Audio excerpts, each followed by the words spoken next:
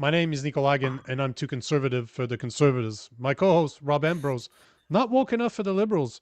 We are the political orphans.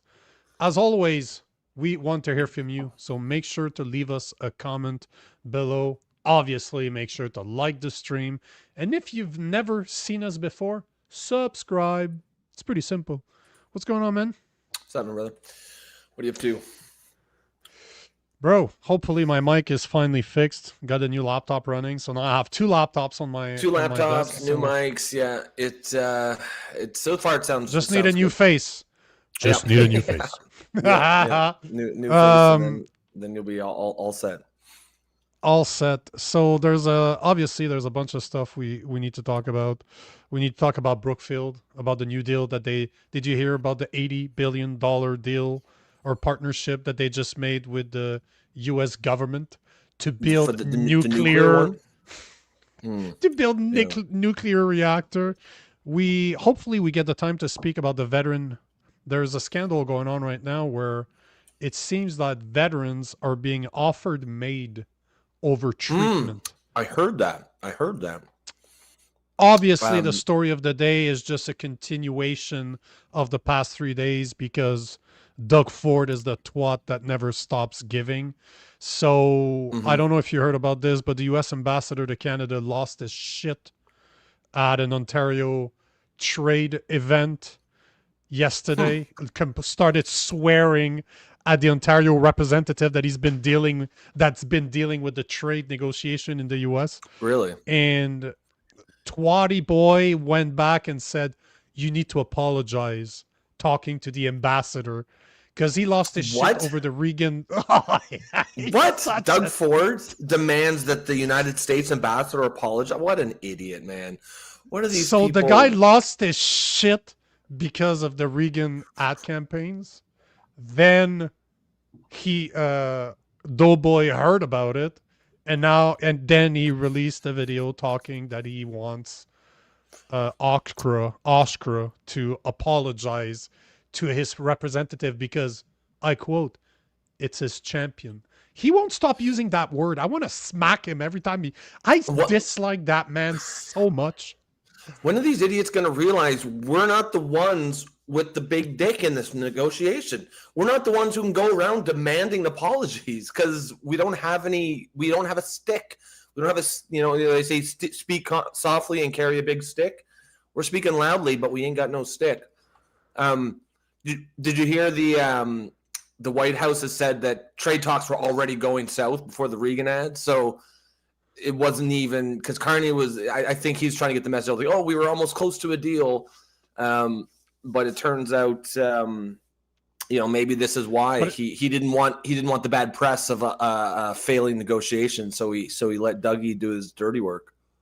100%. Don't you remember the video I showed on the show yesterday? Exactly that, from former conservative MP saying that the reason, what's his name, Mark Carney has not been vocal or publicly called out Doughboy or Doug Ford is because the ads hid the fact that he refused Trump's last trade deal. He said no to it, and instead of admitting like a man that he really does not want to make a deal with the US, he used Doughboy's ads as a cover-up. You know, I was one of the things I've learned over the past few years is simple. Every single time there's a big media circus, ask yourself a very simple question. What are they trying to cover up? And that was, a few days ago when we spoke about Carney not calling out Doug Ford. I said it on the show, like, there's something behind this. There always is. And yesterday I was proven right. And then again, I'm proving right again because it's coming out more and more. And by the way, I wanted to give an update because yesterday we talked about the RV tariffs possibly being lifted by the EV? Carney. The EV tariffs on Chinese vehicles being lifted. I did a bit more research this morning and I started digging into it. So turns out that our manufacturing plants in Canada are capable of handling about 50,000 EVs a year. and most of them end up in the US, so they're not even for the Canadian market. So not only is Canada not buying those vehicles, it's super low. I think it's 5%. It's below 10%. I think it's around 5 to 7% of new vehicles like sold in Canada are EV. In Canadian winters. I know, right? Surprise, surprise. But we have the capacity of building about 50,000 new EVs a year, give or take. Most of them end up in the US. The 2035 mandate wants to replace every single new vehicle built that is lightweight, not the big rigs, obviously, but the type of vehicles that you and I are going to use. They want it to be 100% replaced by EV vehicles by 2035. On average, in Canada, pre-COVID and post-COVID, you're looking at about, give or take, 2 million new vehicles sold every year. We have the capacity to produce 50,000 right now. And as per the estimates that I was able to find, by 2030, they could possibly ramp up production to 200 to 300,000. There's no plan in the works right now to ever be able to meet the demand. So what I was saying yesterday, that Carney needs the Chinese EVs. He needs to lift that tariff if he wants to ever meet that mandate or even make it possible, because this is how he's gonna sell the story, right? We need EV to save the planet. We can't produce it ourselves, so obviously we're gonna use the Chinese perfect vehicles to do it. And Creighton, we were talking about that earlier, and he made a very good point that I had forgotten. Remember that right now China has 100% tariffs on our canola oil, right? Yep. And they wanted us to remove the EV tariffs in order for them to remove the tariffs. So guess what's now you're really talking about a trade deal. And like I said yesterday, Mark Carney's going to use that to say, we're going to build great fucking middle-class jobs. But don't forget what I said yesterday. Brookfield does not own EV cars technology, but they own the technology and the resources and the companies to build the charging infrastructure, charging as a service. They own the EV battery storage technology, and they own the renewable energy technology, wind, hydro, and solar to replenish those charging stations. So they're setting themselves up. They're going to make a mint. They're going to make a mint. Oh, and they're going to sell it as this is how we rebuild Canada. Let's bring middle-class jobs back. I'm calling it now. It's garbage. And I'm starting to really think that that's what's going to be announced. They're going to announce this great trade deal, and it's going to be basically remove tariffs on EVs and canola. And the thing is that's the thing. Like, this EV mandate isn't just a massive burden on consumers, forcing them to buy cars many of them don't want, and that just are not going to work in Canadian winters. But it's essentially the kiss of death for the Canadian auto industry, because we're just not going to, you're essentially guaranteeing that all Canadians drive foreign cars. No Canadian's going to buy domestic cars. The fact is, we cannot compete. Whatever cars we're making here, whatever 50,000 EVs, just on the numbers, that's not nearly enough. But I guarantee, I don't even know which model it is, but I guarantee you the quality is not even close. And the price is probably far more. From a pure value perspective, once you open access to the market to Chinese EVs, it will be Chinese EVs that will dominate market share. And you were saying, like, he's going to use he's going to have to remove the tariffs on Chinese EVs to meet the mandate. I mean, that's true, but I actually think it's the other way around. I think he created the mandate so he could remove the Chinese EV tariffs. Well, technically, the EV mandate was created under Trudeau. Sure, but remember, he was created in 2020. Of course. But who was advising Trudeau? Who was advising Trudeau, right? Brother, the reason I'm doing this is because you're starting to sound more and more like me. Yeah, but because at the end of the day, when you go down the rabbit hole, when you take the time to research it and you start to look again, reverse engineer, how do they bring the EV mandates that they want, and how do they make money doing it? I just told you how. I literally just explained to you how they will do it, why they will do it, and they will sell it to us like it's the best as it's fucking opportunity in the world. Oh, of course it is. What are you talking about, Willis? That's the perfect opportunity to rebuild the Canadian economy. It's scary. That's crazy. It's scary how brilliant that is. That's crazy, man. It's brilliant. Because he doesn't really Mark Brookfield and by extension Mark Carney is not personally enriched by the EV mandate per se. Although, he's not enriched by removing tariffs on EVs, but he is enriched by the EV mandate. Because if he can make sure that almost all of the vehicles driven in Canada are EVs, then any company who owns EV infrastructure support technologies is going to make a fucking mint. Yes, sir. So I just wanted to bring that up again because I like the angle of the canola oil. I did not consider it until I spoke to David Creighton just now, and I'm like, damn. And he's also going to use that to sell it. He'll be like, look, guys, I got the canola tariff removed for our farmers. We're doing great work for our farmers. That's exactly what he's going to say. And there's going to be canola farmers who are saying, oh, great move. This is so good. It's good for them. It's good for canola farmers. Sure.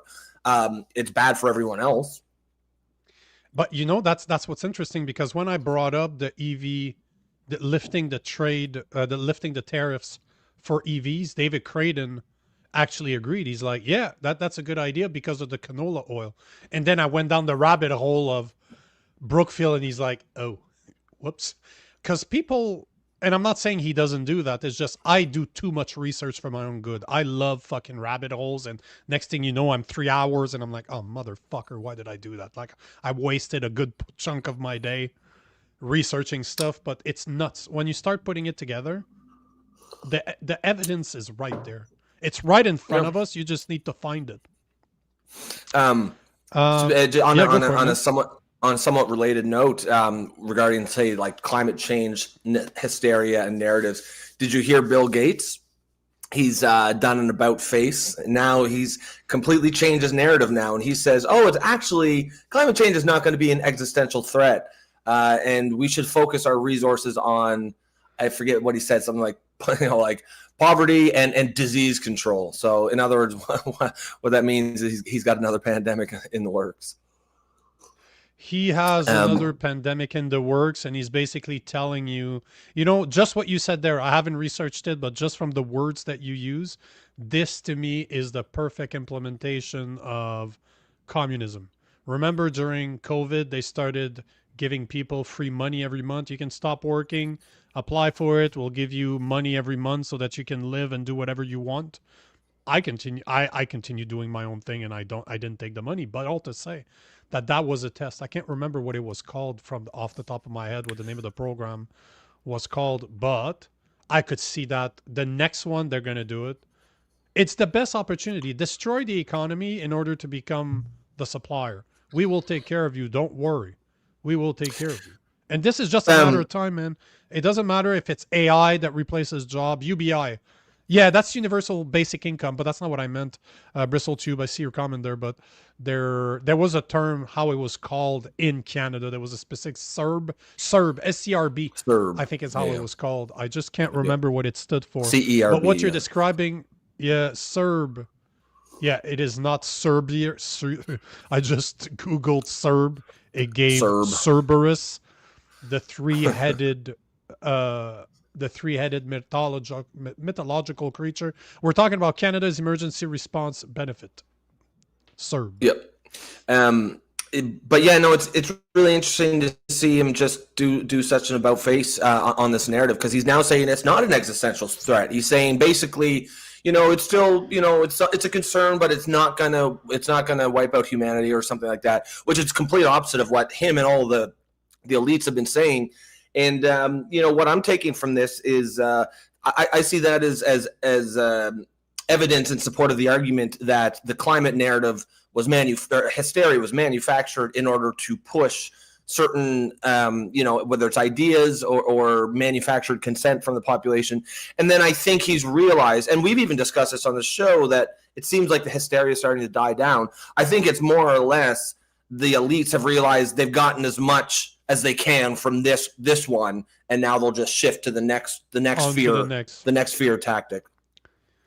And this is something that's interesting. I don't know if you guys know about this, but Anastasia is talking about the nasal spray vaccine he is making. Have you heard about that? The nasal spray vaccine? No, I haven't. That I've heard. I didn't realize that it actually existed because, one of the biggest problem with regular vaccination, something that is done through injection, is that it doesn't go through your normal airways as a normal vaccine would, through your mouth, through your nose, for example, where all the sensors in your body will recognize that there's a threat. And by doing it through injection, the problem is that you have to put things in the injection like aluminum, for example, that will irritate your immune system to tell it, here's a dead virus or almost dead virus. The aluminum is kind of making the body react to, oh shit, there's something I need to pay attention to, because it wouldn't have detected it if it was just injected. It creates like the inflammation. Exactly, because or something like that. Your immune system wouldn't have recognized that there was a virus there because it didn't go through your regular. Basically saying, pay attention to this or something like that. Exactly. So now what they're trying to do, I've researched this a bit, not as much as I should, but basically by doing it in a nasal spray, you're actually utilizing your natural response of the body. Because that's where your triage works, right? Because that's where you're going to first detect any bugs or viruses that you come in your body. So it's actually fucking brilliant what they're doing, because now the anti-vaxxers, or the people like me that don't trust vaccines, or that's been complaining about the aluminum, now they're like, oh, but nasal, you don't need that stuff anymore. We're shooting it through the normal cavities where your body will recognize that it is. But you don't really know what they're putting. They could still do that for mRNA technology. And I don't like the mRNA technology. We can argue all we want about the vaccine itself, but the truth in the matter is that only natural immunity gives you 100% immunity for the rest of your life. Vaccines are about 95% effective and lose effectiveness completely within 10 to 15 years. So argue all you want. Anastasia, I heard about this, and this is actually brilliant when you think about it, because it will make it extremely hard for people that don't like vaccines, that want to push the natural way of dealing with things.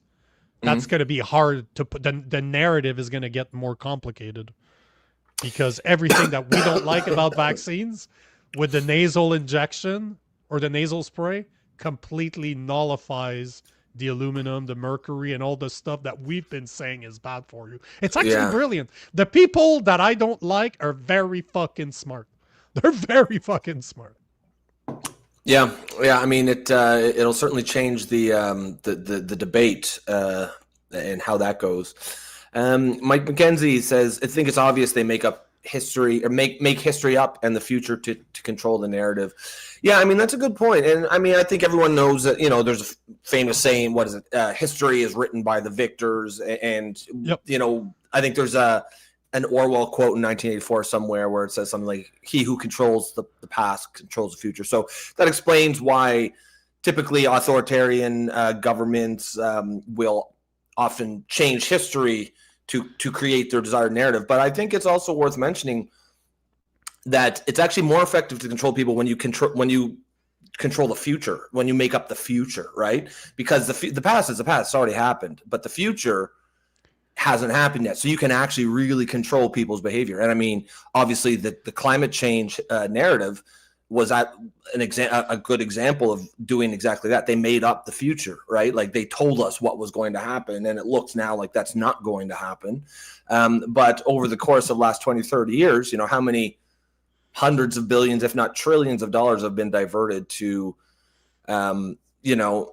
causes or NGOs or charities or whatever that were more or less just fronts as for I think that's a lot of this just turned into just a giant grift for very rich and connected people.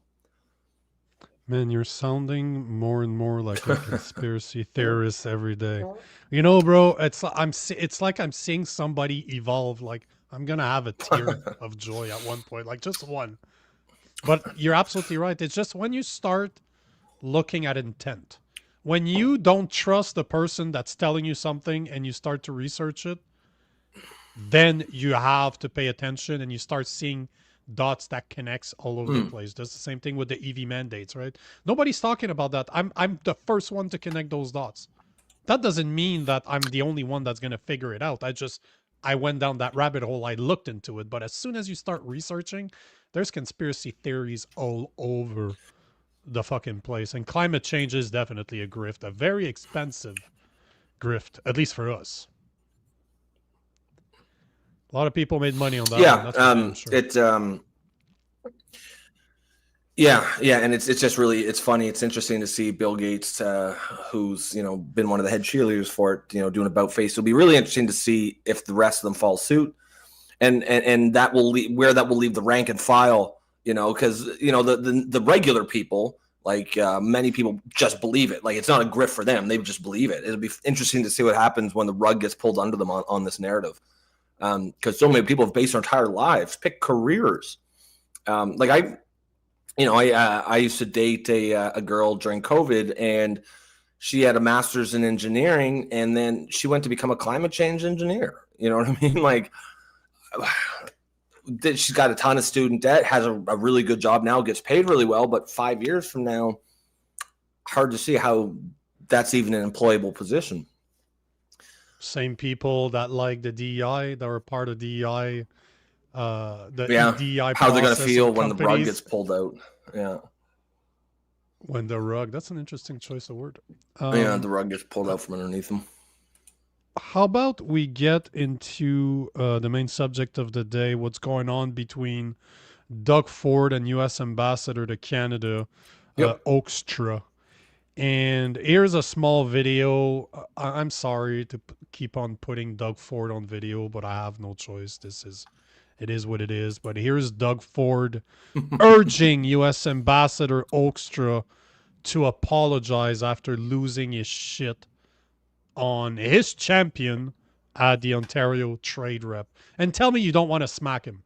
Tell me how many times you would smack Doug Ford in that video.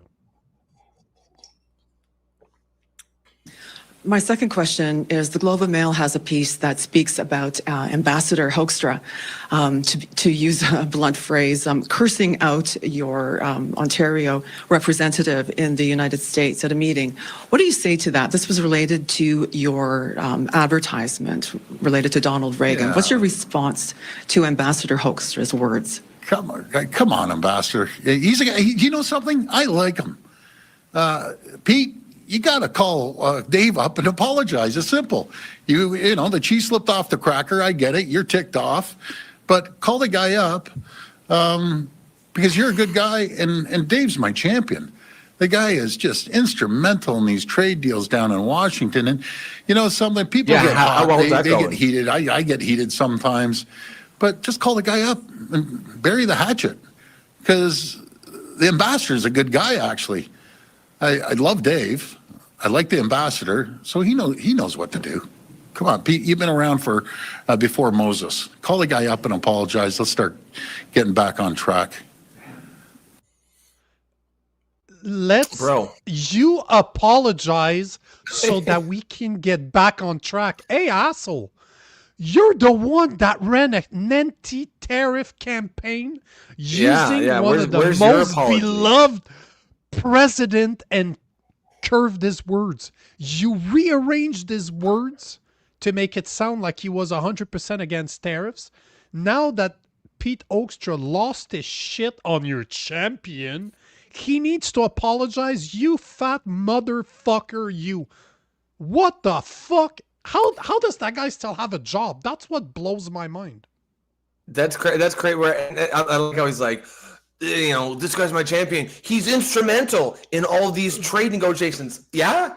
Oh, how's that working out, Doug? Maybe this guy should not be instrumental. You know what I mean? Maybe this champion of yours, maybe he should apologize. Or like, it's not like, Where do you get off, man? You're the premier of Ontario. It's just, again, it doesn't even matter if he's right. Let's say for sake of argument that Hoekstra was in the wrong and he went off the handle. You got to understand how the world works, how power works, how leverage works. When you're the tiny ass little brother, you don't get to sit there and demand that the ambassador of Big Brother apologizes to you. It doesn't. That's not how it works. Even if you were right, even if he was in the wrong, you can't. This guy's just making fucking error after error after error after error. I just expose myself. I do that all the fucking time in writing. I've never done it on camera before, but I always call Ronald Reagan Donald Reagan. When I'm writing it, why? I always write Ronald. It's one letter difference. I always write Donald Reagan, and then I go back. I'm like, what the fuck did you just do, you idiot? You're French. And now I think I said it out loud. I said Donald Reagan. You guys talk backwards anyways. Who the fuck knows what's going on? You're the tards that fucking talk backwards. But yeah, I write this all the time in my notes. Donald Reagan. I'm like, motherfucker, you idiot. It's Ronald Reagan. So really yes. Funny. Thanks for calling me out, wise guy. But yes, I did say that. I think I didn't hear myself, but if I did, more than two people. Oh yeah. The Global Reporter said as well. So you've got. Did I say it? Because I write it all the time by mistake. No, I think Wise Guy was saying that the reporter said it. Also, I just exposed that I'm not perfect. Fuck. Also, sorry. That was the first time you've shared something and your mic didn't mess up. So it does look like you figured it out. Yeah. Oh. So it's not me. So, okay. Oh, you guys were just saying that. But I make the same mistake all the fucking time. It's so close, right? Well, I'm so used to writing Donald Trump in my notes. Donald Reagan. Donald Reagan. That would make for a great t-shirt. Donald Reagan. It would be Reagan with yellow hair. Like Trump's hair. Fat. Trump's hair or something. Fat with a tie that's too long on a horse. That would be the t-shirt right there. Yeah, that's funny. But yeah, Doug Ford, man, I don't know. Yeah, I mean, DNL says, "Hey guys, were you in the room? If someone cursed out a moment of my staff at work, I would stand for either." Yeah, but it doesn't. If it was your boss, you'd stand for it, or if it was the head of the representative that you're trying to score a giant contract with your company, and your job is to keep this guy happy, and he holds all the cards. Yeah, you'd stand for it. You shut the fuck up and you take it on the chin. Just the way the world works. That's why I said, even if he was in the wrong, you don't, when you don't have the leverage, you don't like, just why risk antagonizing Americans even more at this? They already slapped 10% tariffs on us for a fucking commercial. I don't see the point of it. It's not Doug Ford's job to defend the honor of his champion. It's his job to do what's right for Ontario, and at the very least, not to keep coming out of his lane and getting involved in international disputes and throwing the rest of Canada under the bus. Let me take this one from DNL. No, I wouldn't stand for it, dude. No, that is not the way the world works. Okay, hold on. So hold on. What is he supposed to do? So what is Hoekstra supposed to do when you have a twat like Ford that literally spent $75 million to take one of your most popular president? He rearranged his words to make it sound like Donald Trump and the whole organization was wrong to put tariffs on Canada. Then he goes on camera and tells that guy to apologize. No, the twat in this story is Doug Ford. I'm surprised he hasn't got punched in the fucking face for what he said. And at the end of the day, man, it might not be right, but it does not matter. We don't have the leverage. Again, we've been saying this for 8 months now. If we need to kiss the ring, kiss the fucking ring. Doug Ford fucked up with those ads. He pissed off a lot of people. He should be praying to God that he still has a fucking job. I don't understand how that guy still has a fucking job. If it wasn't for the fact that he saved Mark Carney's ass, he wouldn't have a job. But If we need to take it on the chin, we take it on the chin. And you know what? Doug Ford could have shut the fuck up. He could have simply said, you know what? I understand that the moments got heated. He didn't appreciate the ads. My mistake. I shouldn't have done it. He had the perfect opportunity to apologize and just say, you know what? Shit happens. Let's get over it and just continue. Hopefully we can go back to the negotiation table. But to start asking the ambassador to Canada to call his idiot to apologize? No, hell no. You could be against what he did, and you know what, DNL, absolutely, you have the right to be against that. But to start asking him to apologize, it's bullshit. Absolutely bullshit. Well, and the other thing too Doug is Ford should be apologizing for the ads, which he's not giving a fuck about the ads. And again, like this whole sort of debate is assuming that Hoekstra was in the wrong and that Ford's guy was the wrong party. There's no evidence of that whatsoever. But the fact of the matter is, even if, let's keep on assuming for this hypothetical argument that Hoekstra was in the wrong, I don't have a problem if he wanted to say that to Hoekstra privately, right? Call Hoekstra's office and say, look, man, that wasn't cool, or I didn't appreciate what you did. Could you please apologize to my guy? That's one thing. But you don't call that guy out. You don't call the US ambassador out in public to the media and demand an apology. It's like, I don't know if anyone's played baseball. If you're at the plate and you get shitty calls from the ump, you can argue the ump as long as you don't show him up. Like, don't stare at him and make it obvious to everyone else out there that you're embarrassing this guy. If you kind of keep your voice down so no one else hears, you can say that was a bad call. But the minute you show someone with authority over you up, it always works out bad for you. And unfortunately, the United States, they have the leverage now. You don't show up. You don't embarrass the U.S. ambassador. Even if you feel that way, then say it privately. There's nothing wrong with that. And again, DNL, so we take it up the ass. We don't have a fucking choice. That's what happened when you don't have leverage. If you've been, you clearly haven't been in business, bro, because, man, I've had to sign contracts with people I really disliked, that I did not like, and I had to take it up the ass. That's business, man. If I don't have the leverage and I still want to make a deal, sometimes you got to kiss the ring, and sometimes that ring's on a cock, bro. You got to do what you got to do if you want to have a contract. and sometimes the ring is a cock ring. That you like that, huh? Yeah. And in this case, if you want to save 75 to 80% of our exports, you need to shut the fuck up, especially after the thing you just did to Trump and his all in. You have no rights. Feel however you feel about Hoekstra, you have no rights to call him out. Agree with what Hoekstra said, you don't know. You also don't know what his champion said. And the reason I called him an idiot is because he's part of the negotiation and probably thought that those ads were a great idea. Anybody that thought that those ads were a great idea is a fucking moron. So if that guy is who you're sending to the US, you don't know what he said. He could have said something to Hoekstra to say, oh, those ads were just, we wanted to do this, and he tried to defend it, and Hoekstra didn't take it at all. We have no context whatsoever. But what we know is that Doug Ford should have shut the fuck up and not approach that subject with a 10-foot pole to just say, you know what? Yeah. You know what? I don't even think he's the one that should be apologizing for the ad. And plain and simple. Even if he didn't, I wouldn't even shit on him if he didn't apologize. If he just said something like, "Look, that's private between me and the ambassador. We're gonna sort it out on our own." I'd respect that. But yeah, you don't need to call him out and show him up in the media. That's not a good idea. And then DNL says you're making a fair point now. So the common ground there is, probably shouldn't have done it in public. In private, no. Yes, fair point. No. Oh, what you say behind closed doors, that's fine.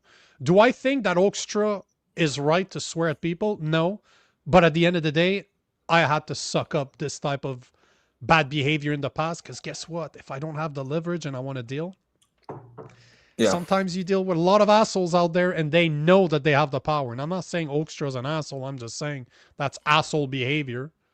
But we don't know what the relationship was. We don't know what that guy said to him either. Because for all we know, he pissed him off. Because I've seen a lot of videos of Hoekstra, and he seemed pretty okay. Like, I've never seen him lose his shit. Well, Doug Ford even said haven't. He liked him. Doug Ford said he was a good guy. It's just whatever comes out of Doug Ford's mouth is always the worst thing he could have said. It's really like, you know, on one side you have a guy like Pierre Poilievre that won't say anything that hasn't been pre-approved by 20 people. Doug Ford's the complete opposite. He says everything is on his mind, and he should have shut the hell up. So maybe somewhere in between him and Pierre Poilievre is a sweet spot. In both the way they speak and size and what they eat. Yes. Doug Ford saying, no, it's funny. I saw it coming up there say like, yeah, of course he was talking about cheese. even when he's doing interviews, he's thinking about food. Oh yeah, it's the cracker. The cheese slipped off the cracker. Well, DNL, you're not living in the real life, bro. Like in our situations, you can do whatever you want as a job, but in our situation, we don't have a choice to make deals and to make contracts between countries. We don't have a choice. We have shit to sell, so we don't have a choice. If that's so do you believe? But hold on. DNL says he runs a business. Okay, sure. That's fine. He may have the luxury. You have the luxury then of kind of being being able to keep your dignity. if you're working in the real world, you often you don't get that luxury. You don't. If you have to make deals, in the end of the day, 75% to 80% of our exports end up in the U.S. We don't have a choice to make a deal with the U.S. Yeah. We just don't. Whatever that costs, we don't. If you have to take that type of abuse, shut the fuck up and take it. That's it. You don't have a fucking choice. DNL, I don't know what you your don't business have that luxury. Let's just say hypothetically, imagine if you had one customer that make up 75% of your revenues. Yeah, you know, it's real hard to you know, I think there are certain things you're going to have to do, even if it means, you know, biting the bullet sometimes or kissing the cock ring. $580 billion is how much our trade is worth to Canada. $580 billion. How many jobs do you think survive because of the U.S. buying our exports? So yes, we have to do whatever it takes to keep those Canadians. At least you pick your battles. That's it. At least you pick your battles, right? You don't go for like. There certainly are. There have to be red lines, of course. You can't just bend over and allow United States to do anything. But you can't. You can't just. You know, if you're gonna like sort of stand your ground on an issue, you have to make sure it's worth it. Don't just go picking stupid fights. Don't do stupid shit like that ad.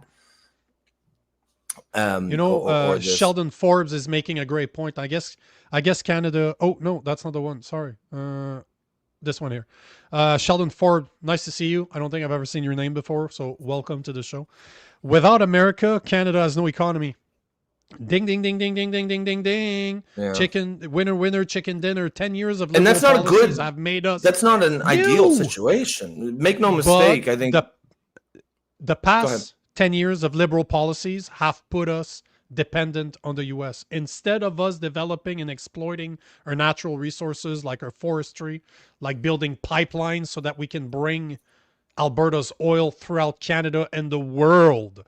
We should be top 3. We have the 3rd biggest fucking reserve of oil and gas in the world, and we're still buying from Saudi Arabia. How fucking ridiculous is that? So we don't have, because of the past 10 years of liberal policies, we have become extremely dependent on the U.S. That is not a great place to be. We should be self. No, I think we all agree. We should be looking for more customers. But that's not where we are. Like in the next 5 to 10 years, we should move to a self-reliant. We should never be buying oil and gas or any type of minerals from a different country when we can have them here. It makes no sense. Create those jobs, all the money. If I believe the government should be investing money is developing our natural resources to their full capacity over the past 10 over the next 5 to 10 years. But unfortunately, for the next few years, we have to be reliant on the U.S. because all those infrastructures is going to take forever to build, especially considering all the fucking red tape that the Liberals have put in place in the past 10 years. Yeah. That's the biggest thing Canada can do and the Prime Minister can do to make this happen is cut the red tape. Like, in some ways, it almost seems like, oh, well, we'll never do that in Canada. And I guess, yeah, in theory, I agree. It's hard to see that they would do it, but it's kind of like what we were saying yesterday. There's no reason, you can just do things, right? It just requires political will. And unfortunately, we're probably going to have to go through a really, really, really, probably close to a depression, like an economic depression, not just a recession, before we really get the political will necessary. But it's ridiculous if we ever do get into a sort of like economic depression while we're sitting on trillions of dollars worth of wealth in our ground in the form of oil and minerals. That would be, it's the equivalent of like living in poverty when you've got millions of dollars and you're safe upstairs. You just don't want to touch them. You don't want to touch it. Like it's idiotic. We have the wealth.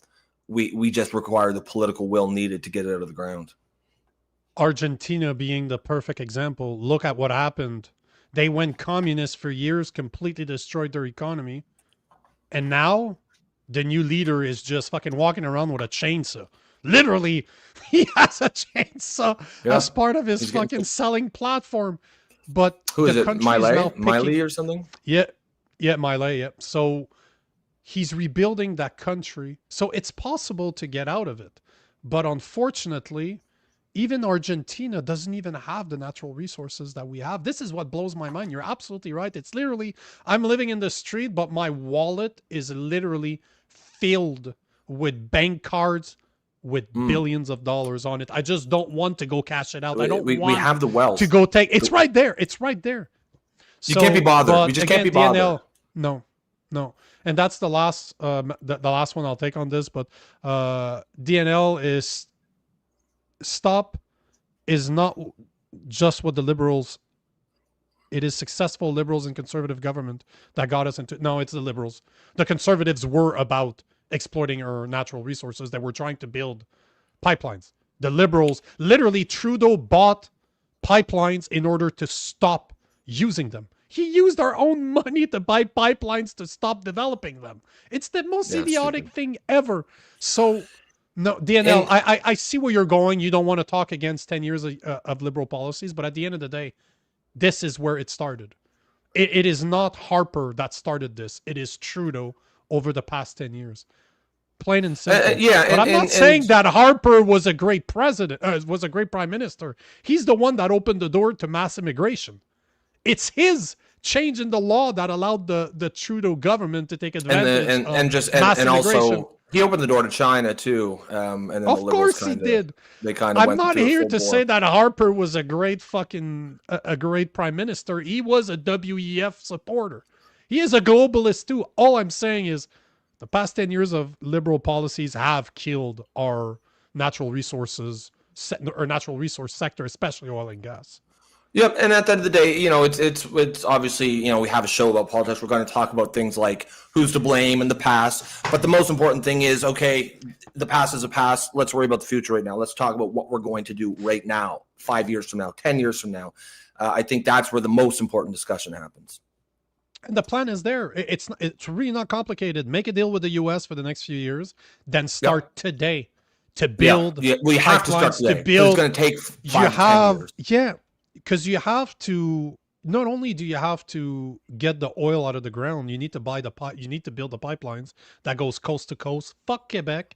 Fuck what BC has to say. Veto them all.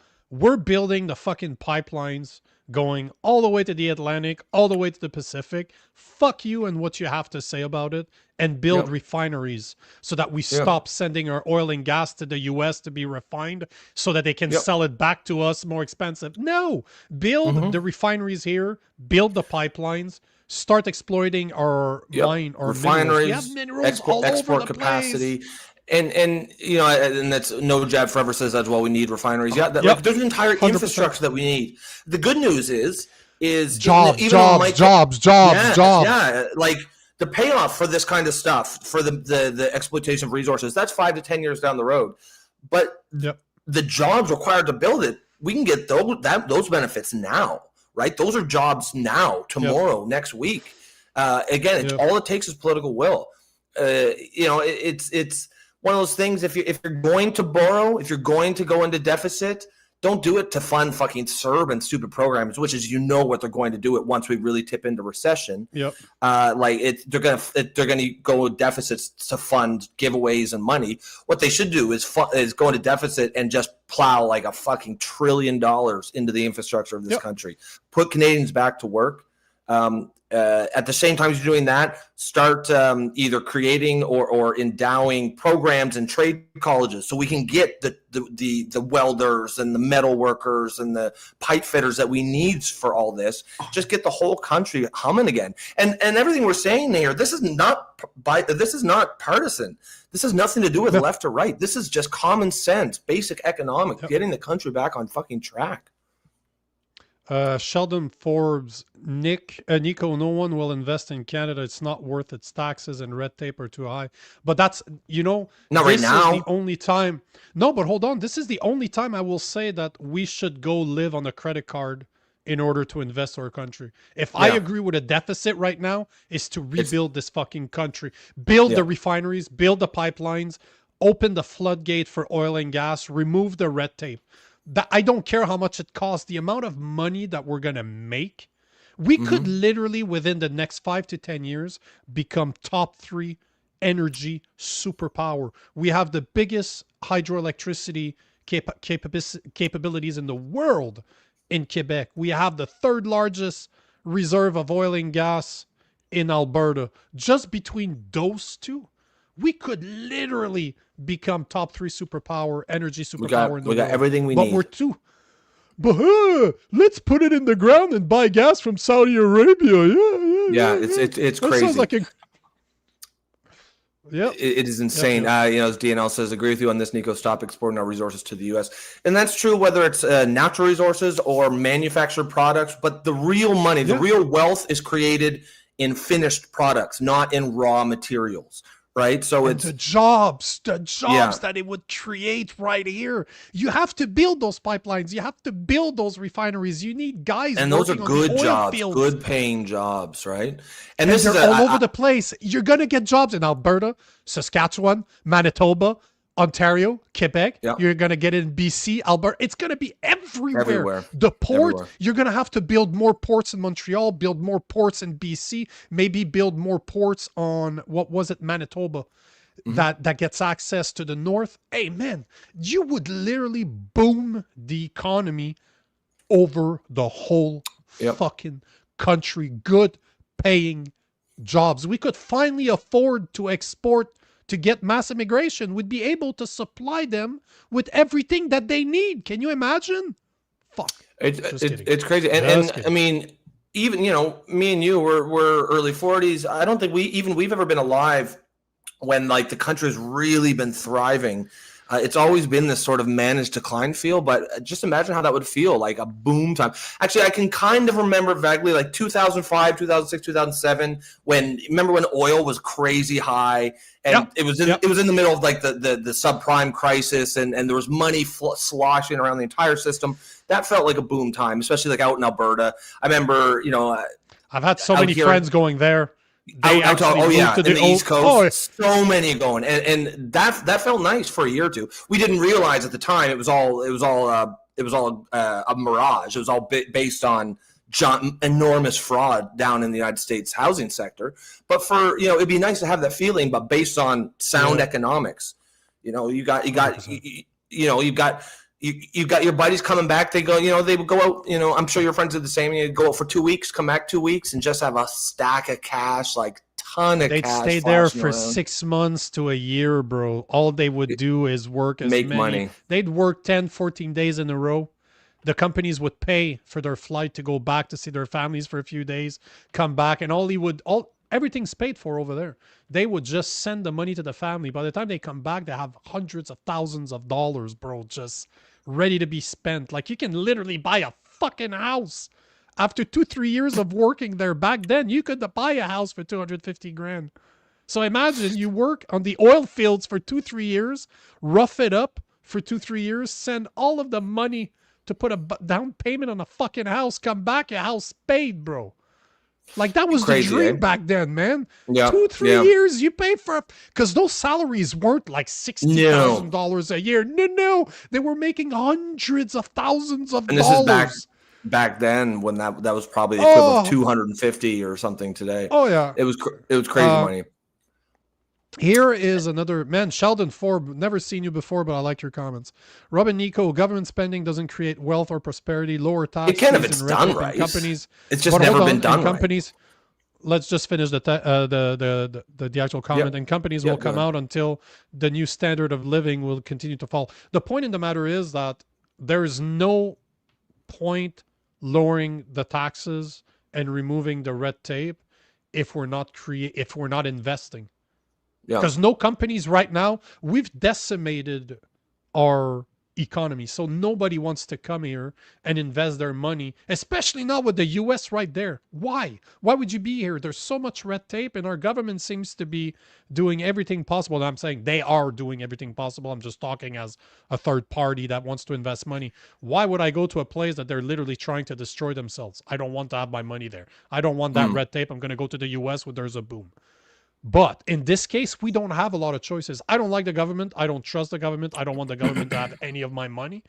But if we were to invest in one place, it would be oil and gas or natural resources, and just build the pipelines, build the refineries, and open the floodgates. That is the only place I want the government to invest money right now, and remove all of that red tape. But we don't have any other choice. What else are we supposed to do at this point?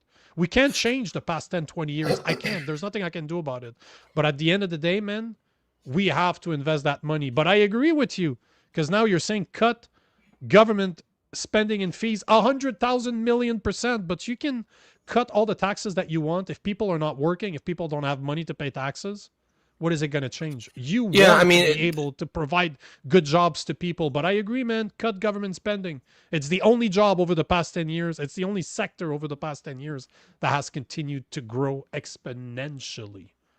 Yeah. And I think municipal, provincial, and federal. Sorry, go ahead, man. Yeah, and I also think, the statement, government spending never creates wealth. That's not a universal law. That's not an inherent truth. I understand where it's coming from, because for, I don't know, probably everyone listening here, as long as we've been alive, we've probably never seen government spending money that resulted in real wealth.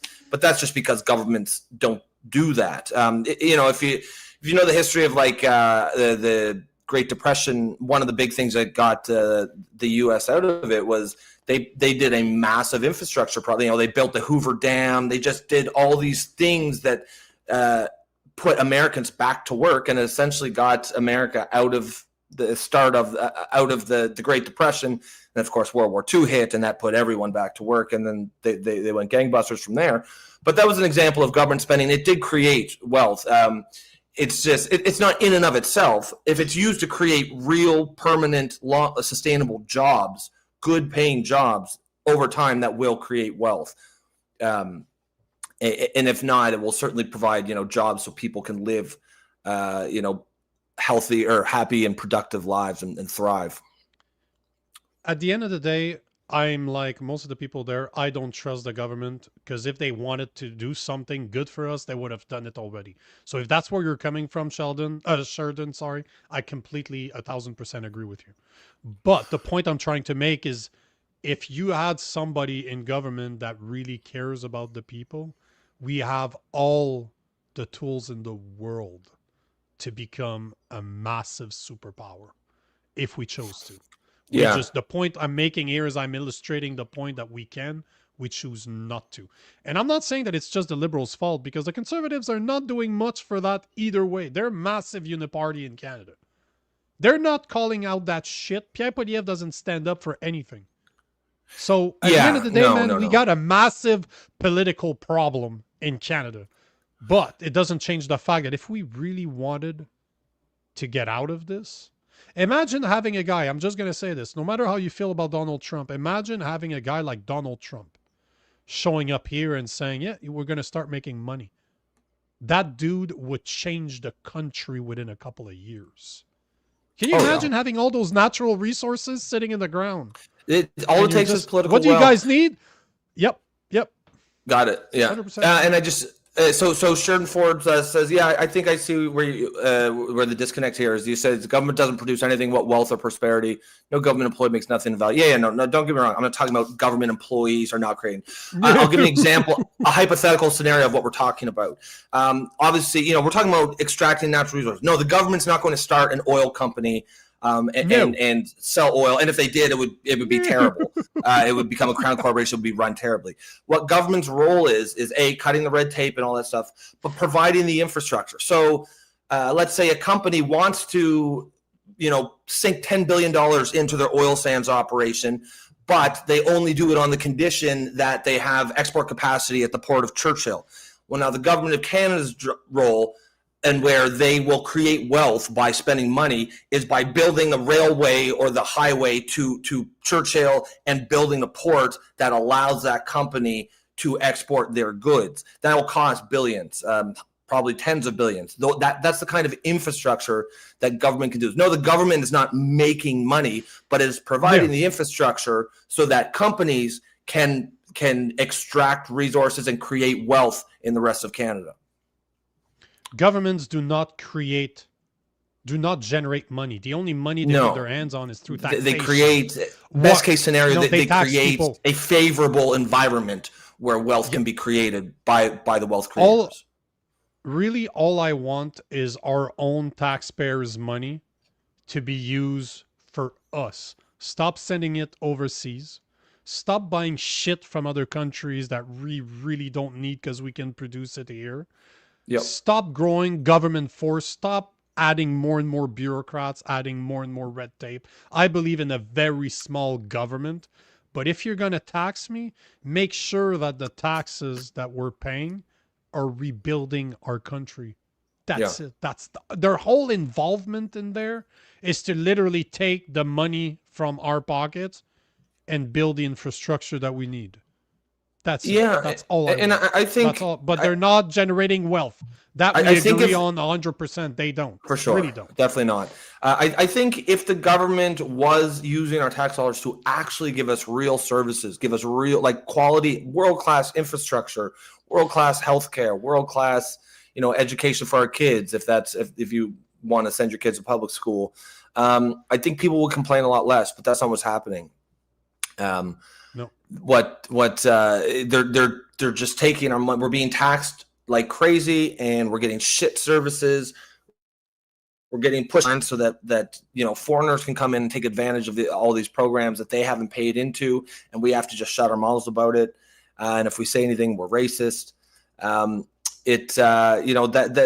Basically the contract that governments are at least the ideal version of a government, probably doesn't actually exist in the real world, but in theory, could be that an actual healthy and good form of government, but in practice, that's just not what's happening. I want to address, we're going to close it off, but I want to address something. Wise guy, Pastor Pawlowski, I'm having him on my other podcast on Tuesday evening. He's a pastor that stood up during the coots in Alberta. He stood up to the COVID stuff. He's a very outspoken pastor. He's from Poland, so he's seen what communism is, and he talks against it. I really like the guy. He does not mince his words. Oh, but Jesus, that guy will say what he thinks. But I have him on the show, on my own Woken show on Tuesday next week, 6:30 p.m. Eastern time. So if you want to listen to it, join us. Everything's always live. I'll take some questions from the people, but it's going to be a good episode. Nice. So it's a good opportunity to pin it there, I think. Guys, excellent show as always. Lots of audience engagement. If you want to support the show, please consider becoming a member through YouTube, or you can buy us a coffee, just the tip, through the VR code up in the top right-hand corner of the screen. I think, did you have anything you wanted to add to that? All I'm going to say is if you liked the stream, make sure to leave us a comment. We want to hear from you. So if you're not watching it live, leave a comment. We address the comments. And Yeah, reshare the stream if you're on X, but join us at the Political Orphans on YouTube. You can find Rob as Rob the, what is it?